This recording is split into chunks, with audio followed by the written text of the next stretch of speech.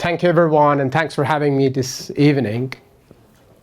So if you're not happy with your monitoring tool at the moment, I might have a very good news for you, because you may not need another one. Okay, you could probably fix the one that you got. Before we get into the talk, a little bit about myself. I'm Hamad Silatani. I'm a CEO at Uptime Labs. I'm more of a baby CEO. So Uptime Labs is a very young startup. Our mission is to enable every business to master IT incident response. Other than that, I'm a software engineer by trade. Still love cutting code if I get an opportunity.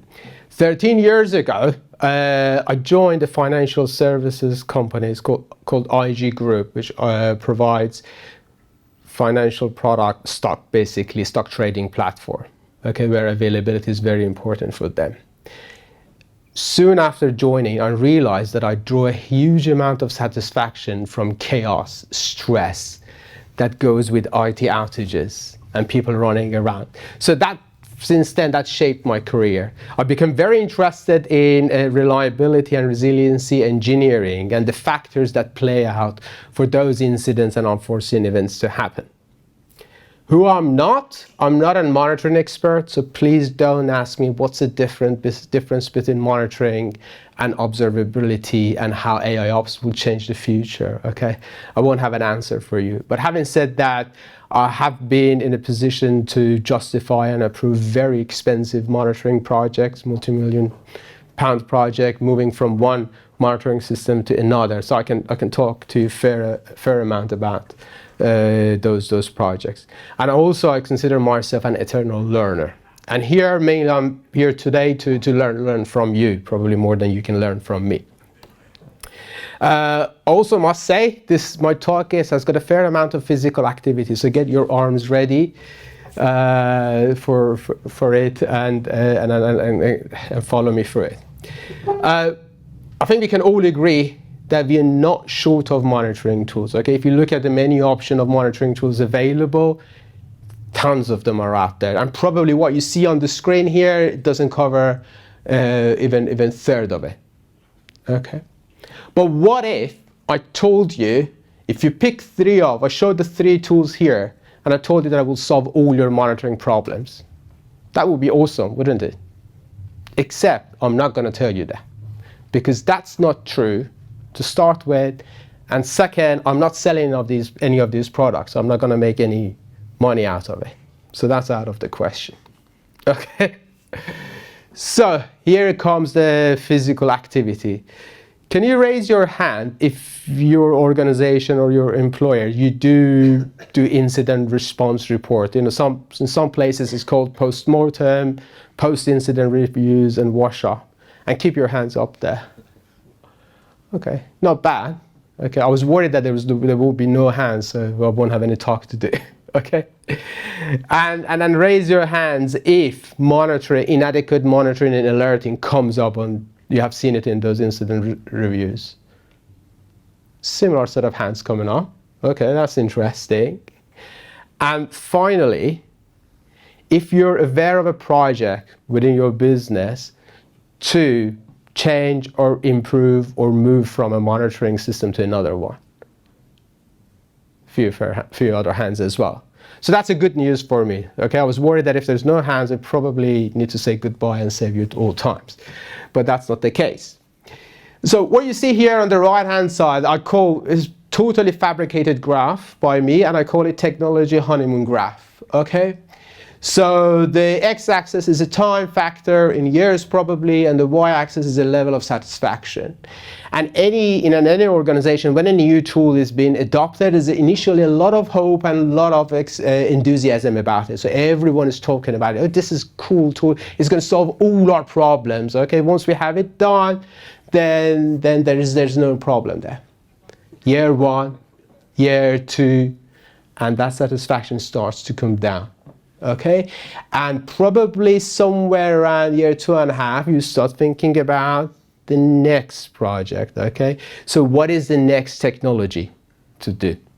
And there you go, the same graph, and that happens and it happens. Okay, and I promise you, I have seen this cycle so many times. and I guess you probably will resonate with it. And monitoring tools are no exception to this pattern. Okay, they're a technology and they follow the same thing, and that's why businesses move between monitoring tools. And I know and I talk to people who are moving from one tool to another. I'm not going to name the tools in case I cause myself an illegal issue. And then at the same time, another business is planning to move from tool B to tool A because it's beneficial. But let's dig a little bit deeper into why all these movements happening. Okay, so earlier I asked about the incident workshops and incident reports, and I've studied many of them over the years, and monitoring do come up.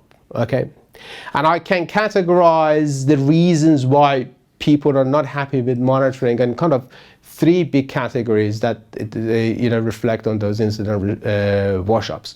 The first one is our monitoring tool didn't help us to troubleshoot any faster. Okay, we could see the metrics going in a wrong way, but we didn't get any alert about it. Okay, or the other one is we just couldn't track the problem quick enough, so it was it's not fit for purpose. It took us hours to troubleshoot. So that's a problem with monitoring. The second issue comes up is basically our monitoring stack is missing certain capabilities. We don't have tracing, so we can't trace a request from the doorstep of the data center to the server that has got a problem. Okay, and finally, another reason that comes up is like monitoring is very expensive. So our current monitoring tool is costing us huge amounts, and we need to move to a better one. Okay, just a quick sense check. Have you seen any of these three reasons? Does it resonate with you? Okay, I see a few nods. Okay, that's good. So that's giving me hopes that I'm talking some sense here. But I was going to ask for those of you who have solved these problems, please stay behind at the end. I'd love to talk to you and learn how you got it fixed, because I haven't seen anyone to really fix it so far. So these three problem statements often leads to a question, which is, what will be our next monitoring tool? Okay, the one we got to the current stack is not good enough. What we're going to do next, which is a valid question, but I would dare to say that it's not the right question. It's an easy way out. Okay, and I think it's really this conversation is actually very luckily is a good follow-on from Colin's talk, which was focused on engineering practices. Okay, we'll see why is that. So why we jump on the easy question? First of all, don't feel too bad about it, because it's not just IT engineers that jump into the easy question instead of really thinking hard. It's actually how human brain works. Daniel Kahneman, Nobel winner psychologist and author of Thinking Fast and Slow, he says, when faced with a difficult question, we often answer an easier one instead, usually without noticing the substitution. Okay? Usually without noticing the substitution. Okay, so that's how our brain works. So we don't need to feel bad about doing that mistake. And I'll give you an example. If I ask you how satisfied you are with or how happy you are with your life these days, probably you're going to think and replace that with what is your mood right now, today. Okay, because happiness is a very difficult topic to cover. There's a lot of many aspects. So our brain does that. Let's acknowledge it. Now that we know we're subject to that fallacy, let's get back to the core problems and see if we can find what are the real questions. Okay. So the answer is in the problem statement first. So it did not tell us what was broken. Actually, what that statement is telling you is, when during a major production incident I tried to use our monitoring tool, probably for the first time in a while, to find what was the problem, I couldn't. Okay? So the really core issue is I tried to use the tool for the first time to troubleshoot production issue. Okay, I'm not using it often. Okay, so that's just one issue comes up. The second one is missing capabilities. Again, when you read really what that is saying is, when there was this big production issue going on and I tried to use our monitoring tools, I realized that it doesn't have the capabilities that I need to troubleshoot. So basically we realized that we're missing monitoring capabilities when we had production issue. It's already too late. And that tells us that, again, monitoring is an afterthought, so we haven't designed monitoring with our product, but also we're not using monitoring in our day-to-day practices, so we miss out on these missing capabilities. Same goes with the cost. Our monitoring is very expensive because we realize that we're pumping tons of logs to Splunk or tons of metrics coming through, so it just it's not worthwhile anymore. That's, again, monitoring is an afterthought. We didn't think about it. We didn't design monitoring. So what could be then real questions? So if the question is not what will be our next monitoring tool, then what is the real question? So I'm going to propose two questions here that we can ask ourselves. One is how to make monitoring part of our core engineering practices. Okay, part of our engineering culture. And this is, here I think we can say, kind of point back to Colin's conversation. Okay, and then the second question is how to use monitoring tools effectively during high stress troubleshooting. So production incidents, they're high stress situation, stakes are high, okay? And during that stressful situation, doing anything is very difficult. So if you want to use those tools, probably for the first time or for the first time after a while, to troubleshoot and solve a big problem, you will struggle, okay? You need to be, unless you have those skills as part of your muscle memory, how to use monitoring, how to troubleshoot effectively, is going to be very difficult for you to do that. And so I think these are the two key questions that we need to ask ourselves and find an answer for it. And if we do so, then whatever tool we have will just help us to achieve these easier. Okay, so it comes back to people, processes, and technology, and knowing that technology is really helping people and processes. So once you get the people and processes right, then technology will let you fly. I was interviewing a fighter jet pilot who also turned to be, moved to become a passenger jet, commercial jet pilot. And we're talking about, because aviation is a safety critical industry, okay? The cost of outages there is probably far higher than IT. People will die, okay, when the incident happens.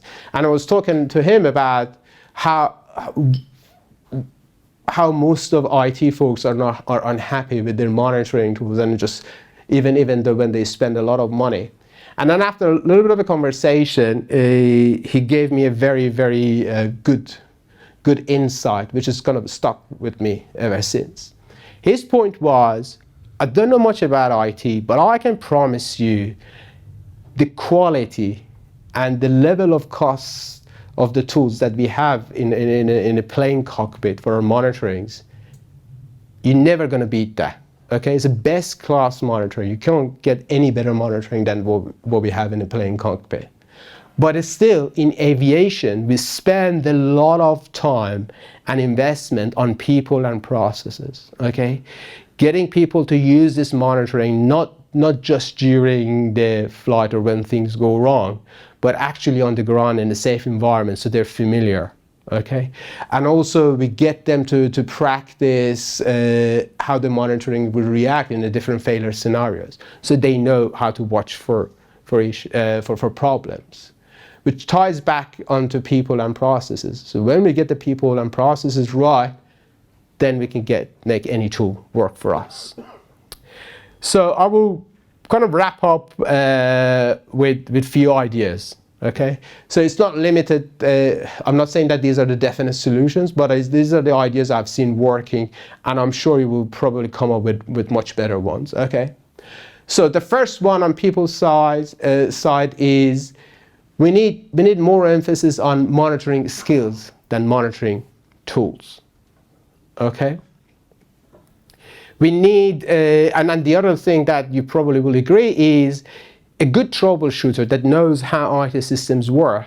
They can make good use of any monitoring tools that you give them. Okay, because they know the overall concept, they know the architecture, they know how computer systems work, and they will go, whatever monitoring tools you got, work out what information they need. Okay, so being a good troubleshooter is another aspect of it. On processes, there's so much to learn from monitoring in peacetime. Okay, we often look at monitoring tools when things are broken, be it in production or in UAT, which hides the fact or kind of keeps us away from important insight on our system's steady state. Okay, that again comes back a little bit to SLOs, which try to cover that aspect as well. Okay. Next point on processes is monitoring needs QA, like all other aspects of software system. Okay, we need to test, make sure that our monitoring systems work, do what they expected, and design them on purpose. Okay. On technology side, the simpler the better. And believe me, I know we have tons of monitoring tools, but if you can get the job done with one, which probably you can, stick with one. Simpler flows there, and you will find that it's much more useful. And also the tool and the monitoring stack must be a good fit for engineering culture. Okay, if your organization is very much divided into autonomous teams and independent units of delivery that they want autonomy, having a tool that needs a central management and every team needing to check their changes to monitoring or whatever through that team, it won't work. Okay, so the tool that you use should fit in your engineering culture. Okay, so I hope you found the talk useful. If you are interested in incident response, people, and processes conversation, please join us on OOPS meetup. So we run a quarterly meetup called OOPS, and I'm not going to talk about hiring. Okay, but what I'm going to tell is at Uptime Labs we're always looking to work with operations and incident response visionaries to help us to build our product. So if you are interested in that space, please come and talk to me. That's it.